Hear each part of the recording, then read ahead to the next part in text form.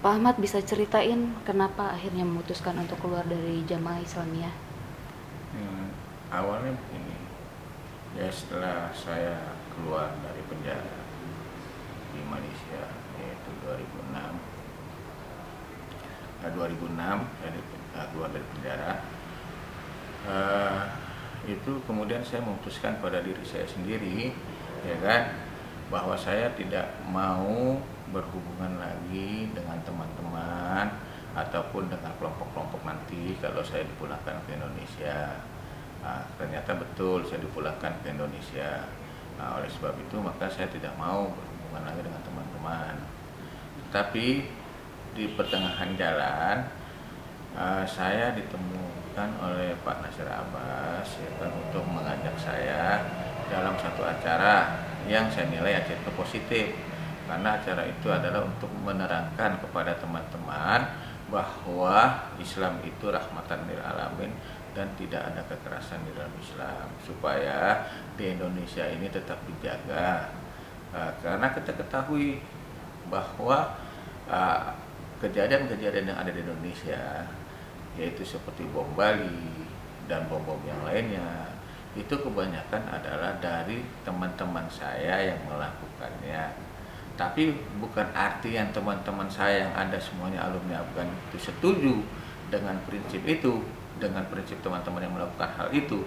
Sebagian besar juga tidak setuju, karena saya ketahui bahwa di dalam Islam itu tidak diajarkan seperti itu. Pak, bagaimana menurut Bapak tentang pergerakan ISIS saat ini dan apa saran Bapak untuk mereka yang mencoba bergabung dengan ISIS? Nah, kemudian akhirnya ini belakangan ini setelah lihat apa fenomena yang ada nih, berkembangnya mungkinan pesat. Saya juga bingung. Saya sebagai seorang Islam melihat di internet ataupun di media bahwa pergerakan ISIS kok sudah semakin, istilah saya nih pendapat sudah semakin tidak keruan tentang perbuatan mereka. Salah satu contoh yang saya ambil saja seperti orang dibakar. Ini dalam Islam ini tidak ada diajarkan. Jangankan orang, binatang saja tidak boleh dibakar di dalam Islam. Nah, ini yang saya bingung, ini apakah Islam atau bukan ini? Kalau memang Islam, Rasulullah juga saya lihat pada waktu yang akhir-akhir ini ada di YouTube ataupun di media online, ya kan, mengatakan bahwa menantang artinya menantang seorang panglima yang ada di Indonesia ini, ataupun menantang yang lain-lainnya, ataupun yang saya dengar membebaskan Ustadz Abu dan Ustadz Kambangan. Ini juga satu hal yang sangat satu hal yang sangat harus diperhatikan. Ini tidak tepat. Jadi saya pesan, ya kan, kepada teman-teman, baik itu yang sekarang ini saya lihat generasi muda yang mau datang ke Suriah, itu hendaklah berpikirlah, ya kan.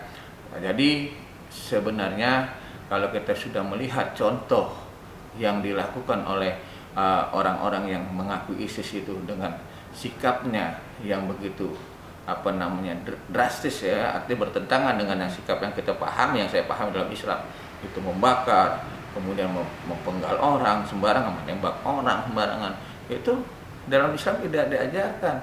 Orang yang sudah sebut, ya kan, kalimat syahadat asyhadu alla ilaha illallah, itu tidak boleh dibunuh dalam Islam. Ini apalagi orang Islam.